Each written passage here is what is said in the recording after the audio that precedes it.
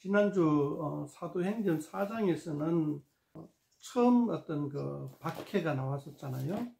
그 박해의 그 주된 요인이, 박해하고자 하는 사람들의 의도는 부활이라 하는 교리를 가르쳐 주는 것과 그것에 많은 사람들이 동요하는 것을 어떤 시기하는 사두개파의 무리들과 또 대제사장 입장에서 공회에서 사형을 시킨 예수라는 사람이 메시아다라고 주장하는 것에 대해서 정치적 그 위기를 느끼는 그런 것 때문에 예수의 부활을, 예수가 그 메시아다 하는 증거하는 사람들을 박해했다. 이런 내용들로 지난주에 말씀을 드렸고, 4장 마지막에 보면은 우리가 머릿속에 각인될 수 있는 임팩트 강한 내용들이 나오죠. 그게 뭐냐 하면 초대교회의 모습입니다. 재산을 공유하는 것 같기도 하고, 그런 초대교회의 모습들이 4장 32절부터 좀 마지막에 펼쳐지는데요. 지난번 말씀드린 대로 이 모습들이 오늘 우리가 어떻게 받아들여야 되는 것에 대해서 제가 각자의 숙제로 남겼었는데요. 일단은 그것에 대해서는 뭐 나중에 조금씩 한 번씩 툭툭 던지면서 제가 말씀드릴 기회가 있을 것 같고요. 4장 36절에 보면은 바나바라 하는 사람이 밭을 팔아가지고 사도들 앞에 두었다. 요런 어떤 그 분위기가 있었는데, 그러면 이제 그렇게 바나바라 하는 사람을 비롯해서 많은 이런 사람들이 교회 안에서, 공동체 안에서 영웅처럼 되었단 말이죠. 칭찬받는 행동이란 말이죠. 그런 거로 봐서는 전부 다 했을까 하는 그런 고민도 해보고, 그 다음에 바나바라 한 인물은 또 조금 있으면 나중에 얘기하겠는데, 요는 이제 바나바 하면은 위로의 아들이다. 그러니까 요즘으로 치면은 상담가 정도 되는 것 같아요. 그러니까 많은 이제 사람들을 갖다가 위로해주고 격려해주고, 이렇게 공동체 안에서 서로 반목질치하는 사람들이 이제 격려하고 이제 하나가 되게 하는 어떤 그런 역할을 잘 했던 것으로 보입니다. 그런데 이제 오늘 읽은 본문에 보면은 이제 아나니아와 삽비라라는 부부가 나오는데, 그들도 자기 소유를 팔아가지고 교회 앞에 헌금을 했단 말이죠. 그런데 비극이 벌어지죠. 그들이 판 값을 갖다가 속이고 이게 다다 라고 하면서 헌금하니까 사도들을 속인 거고 성령을 속인 거라 해서 그 자리에서 죽임을 당하는 그러한 사건이 벌어집니다. 이 사건도 역시 마찬가지로 오늘날 교회에서 어떻게 받아들여야 될지 이거를 굉장히 혼란스럽죠. 혼란스럽고 또 솔직히 이 5장 1절에서 11절까지의 말씀이 사도행전 전체에서 무슨 역할을 하는가에 대해서 또 약간 고민하게 되는 그런 문단이기도 합니다. 내용도 마찬가지지만은 어쨌든 뭐 그런 어떤 궁금한 점은 약간 제껴놓고 일단 쉬운 것부터 한번 접근을 해봅시다. 일단은 초대교회 안에서 취리가 있었다, 잘못한 것에 대해서 징계가 있었다 하는 사실은 뭐 이견 없이 우리가 받아들일 수가 있죠. 두 번째는 초대교회 안에서도 막 이래 뭐라 할까, 아름답고 평화롭고 행복하고 서로 사이가 막 좋고 이런 그 파라다이스 같은 모습은 아니었다는 거죠. 그 안에서도, 초대교회 안에서도 갈등이 있었고 이렇게 재판이 있었고 또 목숨을 잃는 그런 그런 현상도 일어났었다. 이런 것이 이제 초대교회의 모습이다 라는 것은 우리가 5장 첫 문단에서 이견 없이 확인할 수 있는 사실이죠. 이것은 이제 우리가 오늘날 어떻게 받아들이고 교회에서 어떻게 적용해야 되느냐 하는 것은 또 굉장히 그 감론을박할 수 있는 고민이 많이 되는 그런 거죠. 이런 사건에 대해서 이제 11절에 보면 이렇게 나오죠. 온 교회와 이 일을 듣는 사람들이 다 크게 두려워하니라. 이 사건으로 인해서 사람들이 두려움이 생겼다는 거죠. 두려움. 그 두려움은 뭐 자세히 제가 말씀드리면 좋겠는데 뭐 말씀 안 드려도 다 알 것 같고, 자, 12절부터 이제 또 두 번째 문단이 나오는데 13절에 한번 봅시다. 그 나머지는 감히 그들과 상종하는 사람이 없으나 백성이 칭송하더라. 감히 그들과 상종하는 사람이 없더라 하는 것은 첫 번째는 두려움이고, 그죠? 두 번째는 하나님의 말씀에 순종하기를 싫어하는 거겠죠. 그래서 상종하는 사람이 없고, 백성이 칭송하더라. 그 초대교회의 모습이 사람들의 본보기가 되는 거죠. 오늘날에도 마찬가지로 착한 일 하면 막 칭송합니다. 그런데 막상 니도 착한 일 해라 하면 착한 일 안 하죠. 그런 것과 똑같은 거죠. 오늘날 교회의 모습이 이런 모습이 되어야 된다는 거죠. 이 마음속에 죄를 해결하지 못한 사람은 감히 교회 다니는 사람과 섞이기가 두렵고 피하게 되는 그런 현상과, 그럼에도 불구하고 교회에 다니는 사람에 대해서 칭송하는, 교회는 그런 칭송을 받는 조직과 단체가 사람이 되어야 한다. 이게 하나의 어떤 우리가 지향해야 될 교회의 모습이다. 모습 중에 하나다. 라고 이야기하고 싶은 거예요. 오늘 전 좀 반대죠, 그죠? 교회에 막 아무나 오라고 막 초청을 해요. 누구든지. 초청하는 건 누구든지 오라고 해야 되지. 근데 오늘 때에 예수님이 하신 말씀, 자기 십자가를 지고 오라. 그 회개하고 새롭게 변화된 모습으로 교회에 와야 돼요. 근데 옛날 그 모습 그대로 그 모습을 주장하면서 교회에 들어가지고 교회의 모습을 갖다가 해석시키고 왜곡시키고 타락시키고 오염시키는 그러한 사람들이 교회로 막 들어오게 됩니다. 그런 거는 안 된다는 거죠. 그러면서 그런 사람들이 교회에 와서 교회를 문란하게 하니까 세상 사람들이 교회를 칭송하는 것이 아니라 욕을 하게 되는 거죠. 그러한 것을 우리는 우리 은혜교회만이라도 조심하고 경계하고 어떻게 하면 좋을까를 고민해 봐야 되겠다 하는 거죠. 12절에서 16절에서는 이제 교회가 막 확장되어 나가는 모습, 사도들을 중심으로 성령의 역사로 인하여서 막 확장되어 나가는 모습을 기록하고 있고, 그 확장 가운데에서도 교회와 이제 뭐랄까 이제 동떨어지는 사람들, 푸른 곰팡이가 페니실린 앞에서 이렇게 사라지는 모습들 같은 그런 현상들을 12절에서 16절까지 이제 표현하고 있습니다. 자, 이렇게 되었을 때에 17절에서 보면은 또 이번에도 박해가 나옵니다. 박해가 나오는데 박해가 조금 더 심해지는 그런 약간 심해지는 모습들을 보이죠. 17절에도 여전히 대제사장과 사두개인, 이제 우리 요즘은 사두개파라고 말하는데, 이 대제사장과 사두개인들의 당파가 시기가 가득해가지고 사도들을 잡았다. 시기. 그러니까 박해하는 이유가 시기인 거죠. 마음에 시기가 일어나서 박해하는 거죠. 그 시기의 내용을 이렇게 들여다보면 조금 전에 얘기한 거죠. 예수님의 죽음에 대한 책임감, 부활에 대한 교리적 부담감 때문에 시기하는 거죠. 그래서 이제 사도들을 잡아다가 옥에 가두었다. 그만큼 공권력이 있는 사람들입니다. 대제사장과 사두개파는 공권력이 있는 사람들이에요. 그 공권력으로 사도들을 옥에 가두었다. 사적인 옥이 아니고 공적인 옥입니다. 감옥에 가두었고, 감옥에 가두는데 19절에 보면 주의 사자가 밤에 옥문을 열고 끌어냈다. 주의 사자가 누구냐? 예수 믿는 사람들이 밤에 스파이로 딱 잠입해가지고 그 인질로 잡힌 사람을 탈출시키는 뭐 그런 인질 탈출극이 아니고 초자연적인 현상이다. 이렇게 보고 있습니다. 그 초자연적인 현상이다라고 설명하는 건 23절에 나와 있죠. 23절에 보면 옥은 든든하게 잠기고 지키는 사람들이 문에 서 있는데 문을 열고 보니까 그 안에 한 사람도 없더라.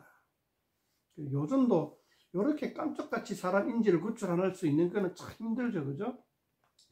누가가 의도한 것은 이것은 인질 구출극이 아니고 초자연적인 현상이라는 것을 이야기하고 있다는 거죠. 믿거나 말거나 간에 일단은 제가 볼 때는 그리고 성경을 이렇게 문학적으로 읽어볼 때에는 누가는 초자연적인 현상으로 사도들이 구출되었다. 이렇게 누가는 표현하고 있다는 것에는 다 동의할 겁니다. 누가가 잘못 표현했다 뭐 이렇게 얘기할 수는 있어요. 그러나 누가가 표현한 거는 분명히 초자연적인 현상으로 사도들을 구출했다. 이렇게 우리는 문장을 한번 읽어볼 수가 있다는 거죠. 자, 그렇게 해서 사도들이 옥에서 나와서 백성을 또 솔로몬 행각에 가서 계속 가르치는 거예요.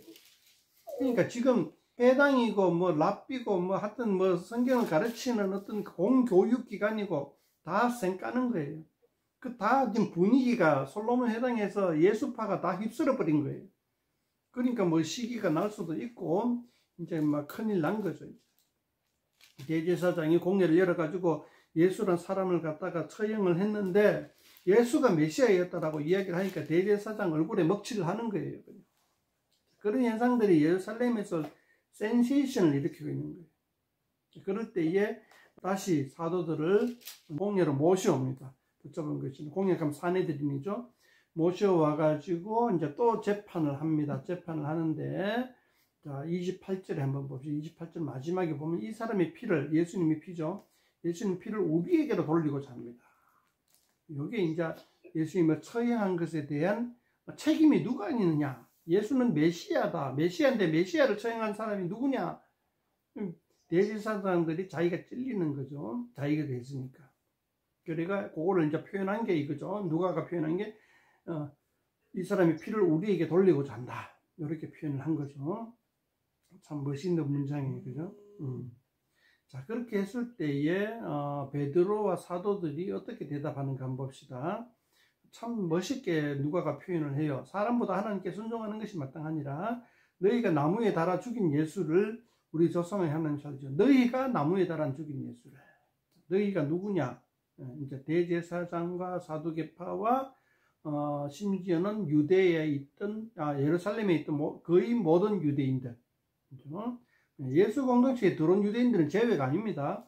그들도 마찬가지로 이 30절에서 말하는 너희 중에 포함된 거예요. 다만 31절에 보면은 회개함과 제사함을 주시려고 오신 예수님을 받아들였다는 거죠. 그리고 예수 공동체에 들어온 사람은 예수를 죽인 것에 대한 책임이 없는 것이 아니라 잘못을 뉘우쳤단 말이죠. 잘못을 인정하고 뉘우친 거죠. 그 사람들이 예수 공동체에 들어온 거예요. 31절을 봅시다. 회개함과 제사함을 주시려고 오른손을 높이서 임금과 구주로 삼으셨다. 예수님을 메시아로 삼으셨다는 거죠. 네, 32절을 보면 이래 정인이고 성령도 그리하다. 자, 여기서 보시면은 대제사장을 어떤 책임을 추궁하려고 하는 의도가 없어요. 책임을 추궁하려고 하는 의도가 아니라 우리가 잘못을 회개하고 인정하고 회개하고 용서함을 받자라는 쪽으로 나아가는 거예요. 자, 이렇게 이제 변론을 했을 때에 33절에 보면은 그들이 듣고 크게 노하여 사도들을 없이하자. 그러니까 이제 변론에 대해서 악감정이 생기는 거죠. 악감정이 생겨가지고 사형에 처하려고 합니다. 없이하고 자자. 사형에 처하자. 예. 그렇게 이제 의논을 하는데 34절에 보면은 바리새인 가말리엘이라는 사람이 나옵니다. 자, 가말리엘에 대해서 잠깐 이야기를 하고 있죠. 율법 교사라 모든 백성에게 존경을 받는 자라 모든 백성에게 존경을 받는 자라 그랬어요.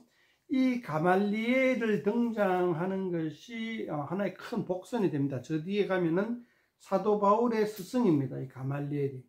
그래서 사도 바울의 스승인 가말리엘을 모든 백성에게 존경을 받는 자로 소개를 해줍니다. 그렇게 이제 함으로써 사도 바울의 위치를 갖다가 어떤 위치를 점하고 있는지를 미리미리 얘기해 주는 거죠. 그렇게 해서 가말리엘이 무슨 얘기를 하면은 안에 내용을 보면은 드다가 나오고 유다라는 사람이 나옵니다. 이걸로 봐서 이제 우리가 많이 추정할 수가 있고 이때 당시에 그 교회 예수파 교회 공동체 밖의 역사가로서 요세푸스라는 유명한 사람이 있어요. 그 요세푸스의 기록에도 드다가 나오고 유다가 나오고 합니다. 그 기록들을 읽어보면은 상당히 그 교회 밖에서 그 당시에 어떤 그 사회 풍경을 갖다 바라볼 수 있는 중요한 문헌이 돼요. 사실 문헌이 몇 개 없거든요. 그 몇 개 없는 문헌 중에서 우리 신약 성경이 굉장히 중요한 그 비중을 차지해요. 이 신약 성경이 많은 책들 중에 요만큼이 아니라 신약 성경이 상당히 큰 비중을 차지해요. 제가 이런 이야기를 하는 이유가 이 신약 성경이 어디 한켠에 있는 조그만 툭 튀어나온 그런 게 아니다라는 거죠. 이때 그 유대의 삶을 AD 1세기의 유대인들의 삶, 예루살렘 근처의 유대인들의 삶을 이렇게 바라볼 수 있는 문헌이 굉장히 제한되어 있어요. 굉장히 제한되어 있는데 그 중에 우리 신약 성경이 큰 비중을 차지해요. 큰 파션을 차지하는 거죠. 큰 부분을 차지해요. 그걸 알고 우리가 성경 읽으면 큰 도움이 되겠습니다.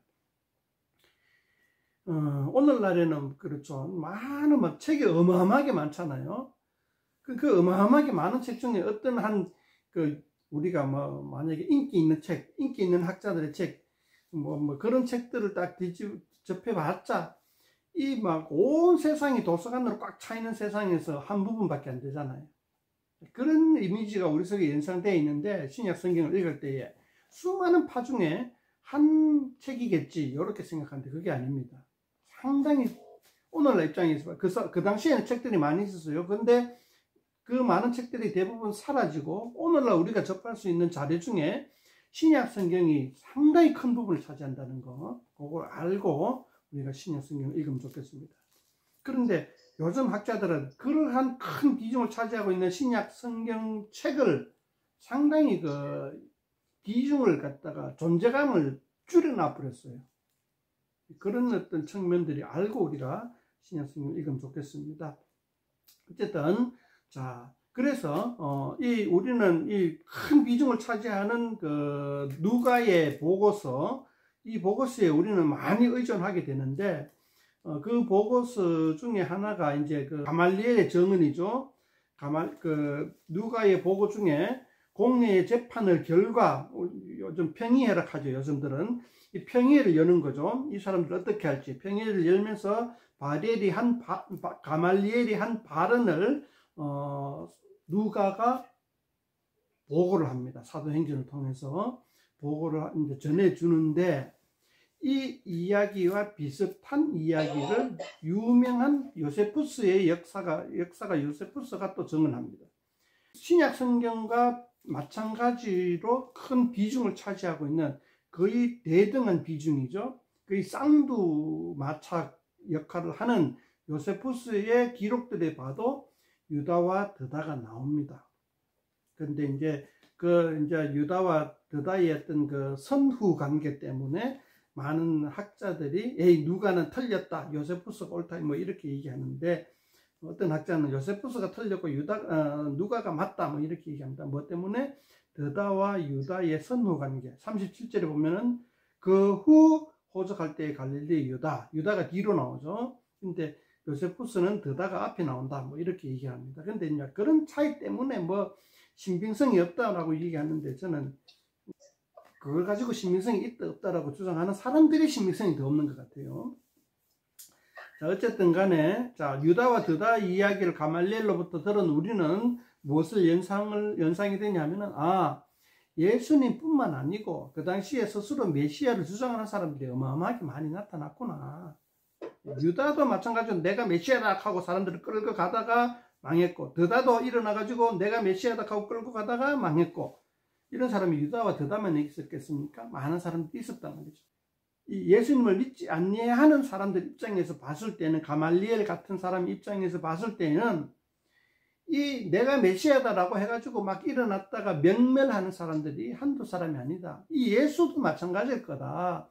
일어났다가 그냥 때가 되면 허지부지 할 거니까 그냥 내버려둬라 이렇게 얘기합니다.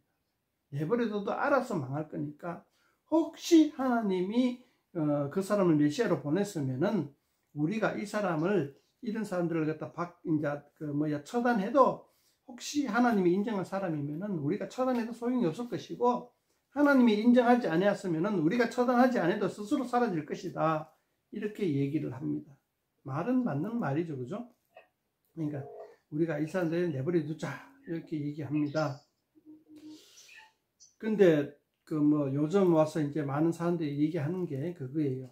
이렇게 재판을 끌고 가면 안 된다. 실제적으로 권리가 있는 사람, 권한이 있는 사람은 사회적으로 소동을 일으킨 사람들에 대해서 알아서 주도적으로 재판을 하고 주도적으로 처리를 해야 하는 것이 바람직한 태도가 아닌가라고 이제 이렇게 얘기를 합니다. 그런데 가말리엘은 어쨌든 내버려 두자라고 얘기를 했습니다.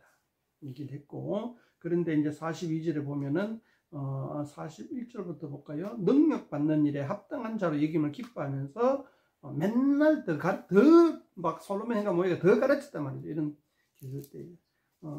근데 좀 이제 그냥 놓아두자 해가지고 그냥 놓아둔 게 아니고 채찍질하고 놓아뒀어요. 요즘처럼 그냥 뭐 석방이 아니고 이왕 잡았는 김에 열심히 두드려 패고 놓는 거예요.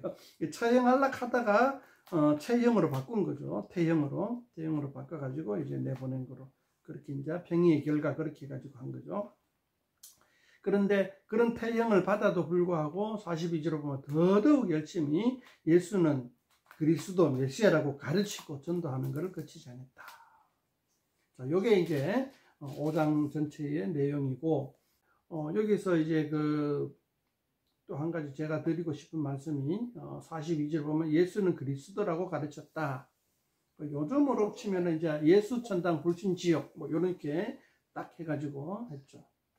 근데 제가 이제 그게 잘못됐다는 것이 아니라 그게 부족하다는 것을 얘기하고 싶은데, 자, 예수는 그리스도라고 가르쳤다. 그럼 예수 천당 이렇게 네 글자만 말하고 예수 메시아 이렇게만 말하고 끝났을까요? 아니죠. 예수가 메시아다라고 얘기했으면은 이게 뒤따라 오는 게 있어야 되잖아요. 자, 봅시다. 34절에 보면 가말리엘은 모든 백성에게 존경을 받는 자. 그럼 존경만 받고 끝났을까요? 가말리엘, 야, 저 사람은 훌륭한 사람이다 막 칭찬하고 막 저 사람은 위대한 학자다 하고 뭐 맨날 멸류관 덮어 씌워주고 뭐 모든 좋은 공식 서상이 막 나타나가 사진만 찍고 그렇게 했을까요? 아니죠.